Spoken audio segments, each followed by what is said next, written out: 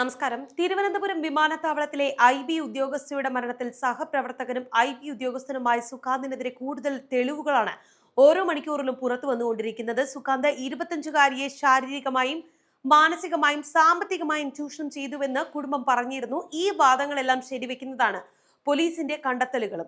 യുവതിയെ ഗർഭഛിദ്രത്തിന് വിധേയമാക്കാൻ വ്യാജരേഖകൾ ഉണ്ടാക്കി എന്നാണ് അന്വേഷണ സംഘത്തിന്റെ കണ്ടെത്തൽ. വിവാഹിതരെന്ന് തെളിയിക്കുന്ന രേഖകൾ സുകാന്ത് തയ്യാറാക്കിയിട്ടുണ്ടായിരുന്നു. വ്യാജ ക്ഷണക്കത്ത് ഉൾപ്പെടെ ഉദ്യോഗസ്ഥരുടെ ബാഗിൽ നിന്ന് ലഭിച്ചിട്ടുണ്ട് എന്ന് പോലീസ് ചൂണ്ടിക്കാട്ടിയിട്ടുമുണ്ട്. ജൂലൈ മാസത്തിൽ തിരുവനന്തപുരത്തെ ഒരു സ്വകാര്യ ആശുപത്രിയിൽ വെച്ചാണ് യുവതിയെ ഗർഭചിത്രത്തിന് വിധേയമാക്കിയത്. ഇതിനുശേഷം സുകാന്ത് വിവാഹത്തിൽ നിന്ന് പിന്മാറുകയായിരുന്നു. പെൺകുട്ടിയുടെ അബോർഷൻ സമയത്ത് സുകാന്ത് ഒപ്പം ചെന്നിരുന്നില്ല. മറ്റൊരു യുവതിയുടെ സാന്നിധ്യം കൂടി പോലീസ് സംശയിക്കുന്നുണ്ട്. മരണത്തിന് ഏതാനും ദിവസങ്ങൾക്ക് മുൻപ് വിവാഹത്തിന് സമ്മതമല്ല എന്ന് സുകാന്ത് യുവതിയുടെ അമ്മയ്ക്ക് ഒരു സന്ദേശവും അയച്ചിട്ടുണ്ട്. ഇത് പോലീസ് സ്ഥിരീകരിച്ചിട്ടുണ്ട്.